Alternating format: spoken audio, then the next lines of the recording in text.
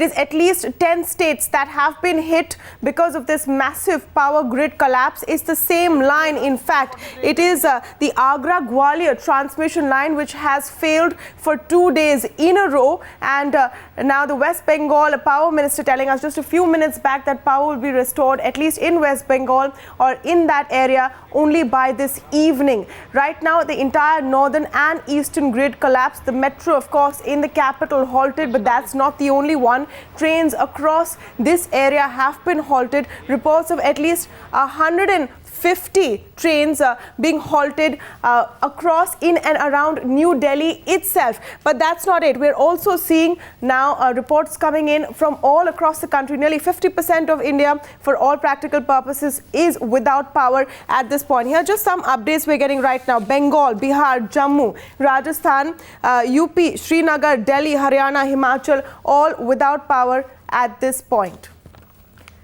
Now, of course, we have our correspondents standing by who are giving us the latest information on what is happening. Now, we have all of them here. Shamsher Khan, of course, from Chandigarh, Pranshu, and Lucknow, Mir Farid there from Srinagar. I'm going to come to you, Pranshu. Tell us what the current situation is. Of course, trains as well halted. Well, can you repeat your question, please? Yes, Pranshu, we wanted the update there coming in from Uttar Pradesh. Well, see, the update coming in from Uttar Pradesh is that yesterday itself we have seen this grid collapsing somewhere in between on the transmission line between Agra and Gwalior.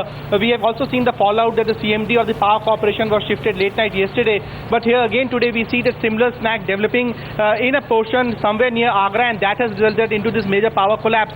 Now, initially when this grid collapse took place at around 1:05 p.m. this afternoon, initially there were these efforts to somehow restore the situation, somehow to maintain the situation, but then those frenetic efforts at the last moment did not pay dividends, and the entire grid collapsed. Slowly the entire grid collapsed. Now what we are getting in from the engineers of the Power Corporation is that after grid getting collapsed, the biggest challenge now is that in most of the production units, the production has almost dipped to zero. So that means the power generation units across the state, they have almost become non-functional at the moment. So here at the big picture, how massive in fact this grid failure is all across north and eastern India, starting all the way there from Jammu and Kashmir, Punjab, Haryana, parts of Rajasthan. We saw this happening yesterday as well. It took about 8 to 10 hours yesterday for the entire grid collapse to be restored. But today is the eastern grid as well. So we have Bihar, West Bengal, Odisha, Jharkhand hit. This large swath of northern and eastern India, for all practical purposes, left powerless.